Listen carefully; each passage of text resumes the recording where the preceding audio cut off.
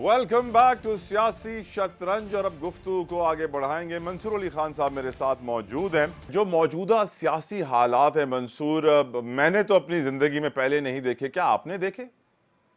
पाकिस्तान में देखिए, हम हमेशा यही समझते हैं कि शायद इससे पहले ऐसी सूरत हाल कभी नहीं देखी। पाकिस्तान में इस तरह के उतार चढ़ाव आते रहते हैं। मेरे लिए सरप्राइजिंग नहीं है। 15 साल से जारी बात है मैं इस फील्ड के अंदर हूँ। हम लोगों ने जब बुकला तहरीक देखी थी तो तब भी हम यही एक्सपेक्ट करते थे कि बस अब आप देखिएगा अदलिया का निज़ाम कैसे तब्दील हो जाएगा, ताकतवर भी जो है वो आके कटहरे में खड़ा होगा। नहीं हो सका। मेरे ख्याल में अदलिया की तहरीक के जो मकासद थे वो अचीव नहीं हो सके, लेकिन उसके इसके बावजूद एक आगाही लोगों के अंदर जरूर आई। उसके बाद इस मुल्क ने कई मार्शल लॉ भी देखे, उसके बारे में भी लोग नाउमीद हो गए थे कि बस यहाँ पे सिर्फ और सिर्फ फैशिज्म चलती है, यहाँ पे सिर्फ डंडे का जोर चलता है और ये कभी ठीक नहीं होगा। लेकिन हुआ। 1988 के अंदर सूरत हाल तब्दील हो गई, 2008 के अंदर सूरत हाल तब्दील हो गई। मेरी नजर में इसी तरह, चाहे बेशक आज आज बड़ी डार्क एंड ग्लूमी किस्म की सूरत हाल है, लेकिन इंशाल्लाह कल को एक नया सूरज जरूर तलू होगा और हालात इंशाल्लाह जरूर बेहतर होंगे। I am a very optimistic person in this sense. अल्हम्दुलिल्लाह, अल्लाह का शुक्र। ये बताइए, 17 सितंबर के बाद अदलिया में बड़ी तब्दीली आ रही है, उसके बाद पाकिस्तान में कौन कौन सी तब्दीलियां देख रहे हैं? दो चीजों की मैं इस मामले में 17 सितंबर के बाद तब्दीलियां देख रहा हूँ। एक तो ये कि जो साबका हुकूमत थी, पीडीएम की जमातें और पाकिस्तान पीपल्स पार्टी, अगर तो उनके कहीं ज़हनो गुमान में ये चीज है कि जस्टिस काजी फाइज ईसा आएंगे और आते साथ ही जो है हमारे लिए शहद और दूध की नहरें बहना शुरू हो जाएंगी, तो इनकी बहुत बड़ी खामख्याली है।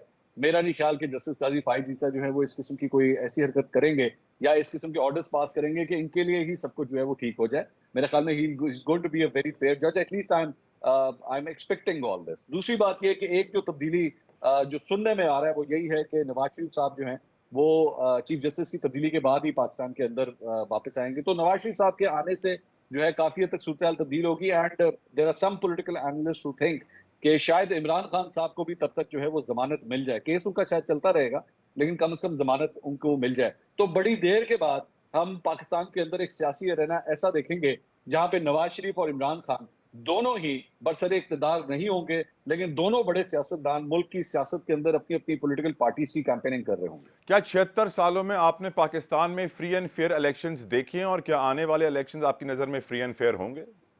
ना मेरे ख्याल में 76 साल में मैंने फ्री एंड फेयर इलेक्शंस देखे हैं, और ना मैं एक्सपेक्ट कर रहा हूं कि अगले इलेक्शंस भी फ्री एंड फेयर होंगे। फ्री एंड फेयर इलेक्शंस करवाने के लिए सबसे एक बेसिक इंग्रेडिएंट होता है कि हर सियासी जमात, हर इंडिविजुअल को और उसके वोटर को और उसके उस पार्टी के चाहने वालों को आजादी हो कि वो उसका झंडा कैरी कर सके, आजादी हो कि वो जिस कैंडिडेट को वोट डालना चाहे उसको उसके पास ये राइट होता है। लेकिन अगर ऐसी सूरत हाल है कि एक सियासी जमात का झंडा सड़क पे नहीं आ सकता और दूसरी सियासी जमात जो है वो जैसे मर्जी जलसे करे और जैसे मर्जी रैलीज निकाले, तो आप इस पे एक्सपेक्ट ही नहीं कर सकते कि फ्री एंड फेयर इलेक्शन होगा। ये नहीं हो सकता कि आप अखाड़े में दो पहलवानों को उतारे, एक के आप हाथ बांध दें और एक को कहें जी तुम्हारे हाथ खुले हुए हैं, जितना मर्जी तुमने ताकत का इस्तेमाल करना है तुम करो। आप उसको इलेक्शन नहीं कह सकते, आप उसे एक मजाक कह सकते हैं। वो 18 में भी हाथ बांधे गए थे। अच्छा, ये बताइए कि यकीनन अब निगरान सेटअप के ऊपर आपसे सवाल यहाँ बहुत ज़रूरी है मेरा पूछना, वो ये कि जिस तरह आपने कहा कि इलेक्शंस सिर्फ अरबपतियों का खेल है, तो क्या निगरान सेटअप भी सिर्फ अरबपतियों का खेल है, या वहाँ पर करोड़पति भी चल सकते हैं? मेरे ख्याल में उसका करोड़पति या अरबपतियों से ज्यादा उसका ताल्लुक ये उसका उसका जो ताल्लुक बनता है वो इस बात से है कि उनके ताल्लुकात कैसे हैं। निगरान सेटअप के अंदर चाहे वो वजीर आजम हो, आपके मौजूदा वजीर आजम जिन्होंने हल्फ उठा लिया है, चाहे वो हो, चाहे आने वाली काबीना हो, इनके तमाम के तमाम जो है पोर्टफोलियोज के ऊपर, उनकी सीवीज के ऊपर एक खाना जो है उस पर टिक लगा होना चाहिए कि you have the right connections. अगर आपके कनेक्शंस दुरुस्त हैं तो फिर आपको ये कुर्सी मिल सकती है। लेकिन अगर आपके सीवी के ऊपर ये वाला टिक नहीं मौजूद, तो फिर आप जैसे मर्जी हो, आपके कितने ही अच्छे ख्यालात हों या कैसे ही आपका विजन हो, आपको ये कुर्सी नहीं मिल सकती। अब जो इलेक्शंस होने हैं, क्या आप भी यही कहेंगे फरवरी में होंगे या मजीद ताखीर होगी? मेरे ख्याल में तो मिनिमम फरवरी के आखिरी हफ्ते में या मार्च के पहले हफ्ते में होंगे। मैं मिनिमम कह रहा हूँ। मैक्सिमम? मैक्सिमम का कोई साइट नहीं है, क्योंकि जो कुछ मैं पिछले एक साल में देख चुका हूँ पंजाब और खैबर पख्तूनख्वा के इलेक्शंस के हवाले से, तो now I can expect anything anything that is out of the book is also now possible. तो मैं मिनिमम सिर्फ ये कह रहा हूँ कि फरवरी के आखिरी हफ्ते या मार्च का पहला हफ्ता। मंसूर, जो आज हमारे निगरान वजीर आजम पाकिस्तान में अपने ओहदे का हलफ उठा चुके हैं, काकर साहब, आपकी नज़र में ये कैसे कैंडिडेट हैं? स्पेशली अगर बात की जाती है कि बलूचिस्तान का एहसास महरूमी दूर करने के लिए बड़ा अहम फैसला किया गया है, तो क्या ऐसे फैसले से एहसास महरूमी दूर हो जाता है? इससे पहले भी ये कोई पहला मौका नहीं है कि बलूचिस्तान से कोई शख्स जो है वो आपके जी हाँ। मुल्क का वजीर आजम बना है। जमाली साहब भी इससे पहले रह चुके हैं, लेकिन उन्होंने कितना को बड़ा किरदार अदा किया बलूचिस्तान के इस एहसास से महरूमी को खत्म करने के लिए, that is debatable.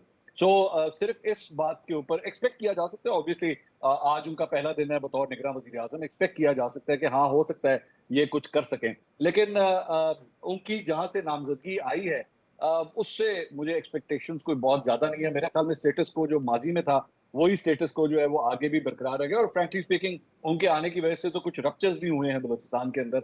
Like Akhtar Mengal साहब की जानिब से बड़ा सख्त किस्म का बयान आया, उनकी जानिब से लेटर भी लिखा गया। तो अगर ऐसी सूरत हाल हो जहाँ पे चंद फैक्शंस जो हैं वो एक्चुअली आपको एक्सेप्ट ना कर रहे हो, तो आप प्रॉब्लम सॉल्वर बनने के बजाय प्रॉब्लम क्रिएटर बन जाते हैं। तो best wishes to him, I hope कि वो इस सिलसिले में कोई बड़ा काम कर सके। मंसूर, इकॉनमी मईशत हमारी बड़ी मुश्किल में है, हम सब जानते हैं। आज भी डॉन का मैं आर्टिकल पढ़ रहा था कि क्या अगला 14 अगस्त भी ऐसा ही होगा।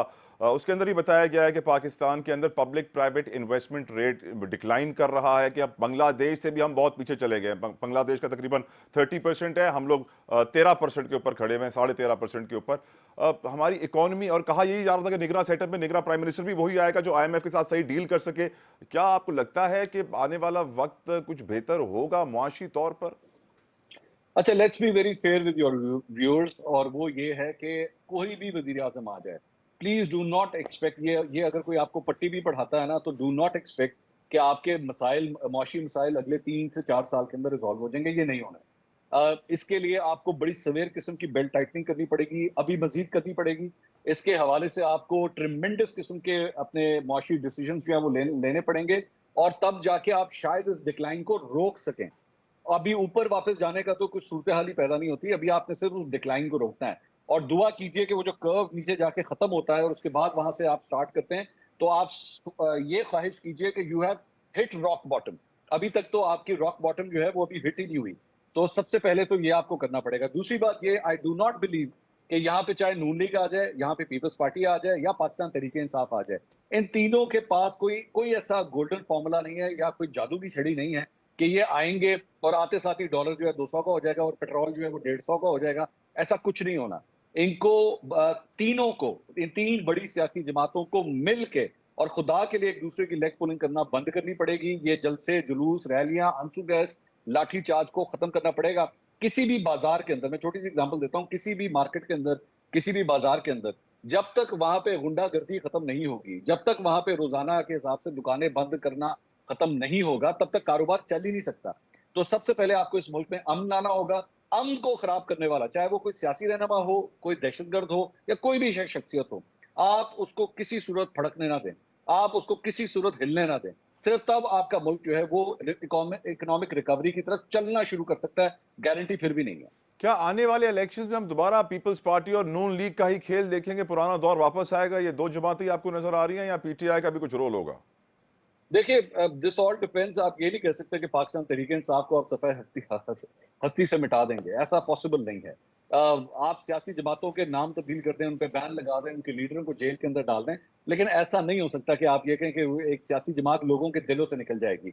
इमरान खान साहब आज भी एक बहुत बहुत पॉपुलर लीडर हैं। Whether you let him come in the parliament again और नॉट, इररिस्पेक्टिव, वो लोगों के अंदर कम से कम जिंदा है। आज भी उनका वोटर जो है वो उसी तरह एक्टिव है, आज भी उनका वोटर जो है वो जिंदा है। और मेरी नजर में अगर आपने उनकी जमात को पार्लियामेंट के अंदर ना आने दिया, तो ये आपके लिए और भी बड़ी प्रॉब्लम हो जाएगी। हाँ, अलबत्ता पाकिस्तान तहरीक इंसाफ को भी अपने तरीकाकार को तब्दील करने की जरूरत है, और उनको चाहिए कि दीगर सियासी जमातों की भी वही रिस्पेक्ट करें और उनके साथ चलने की बात करें। ये जो इमरान खान साहब बार बार कहते हैं ना, मैं इससे बात नहीं करूंगा, उससे बात नहीं करूंगा, आई होप, वैसे तो पाकिस्तान की जेलों में जाने वाला जो चोर होता है वो डकैत बन के बाहर निकलता है, लेकिन मैं इमरान खान साहब से रिक्वेस्ट, मैं उम्मीद कर रहा हूं कि ये जो अंदर गए हैं बाहर आएंगे तो शायद ज्यादा मेच्योर सियासतदान के तौर पे वो बाहर आएंगे और अपना एक मुतहरिक किस्म का किरदार अदा करेंगे। आखिरी सवाल मंसूर, हमारा सोशल DNA, हमें आज तक कचरा फेंकने की तमीज नहीं है, हमें गाड़ी चलाने की तमीज नहीं है, हमें लाइन में खड़े होने की तमीज नहीं है, और यही तमीज जब हम बाहर जाते हैं तो फौरन से आपके अंदर आ जाती है। हमारा सोशल DNA जो रप्चर हो गया है, इसको हम कैसे सही करेंगे?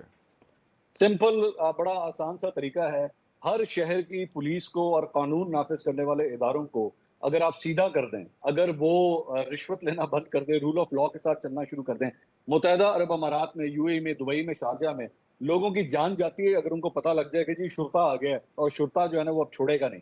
अगर आप इस किस्म की पावर उसको दे दें जहां पे वो ये परवाह ना करे कि बंदा जो है वो CD-70 के ऊपर जा रहा है या वो V8 के ऊपर जा रहा है, तो मैंने इंसाफ दोनों के साथ बराबर करना है। आप देखिएगा सब कुछ सीधा होना शुरू हो जाएगा। आपको याद होगा मोटरवे जब शुरू हुई थी तो पूरे पाकिस्तान में कहा जाता था कि मोटरवे की पुलिस जो है ना, लगता है कि सिर्फ वही पुलिस काम कर रही है और कोई पुलिस काम नहीं कर रही। उसकी वजह ये थी कि वो इर्रिस्पेक्टिव कौन सी गाड़ी होती थी, जुर्माना सबको करते थे।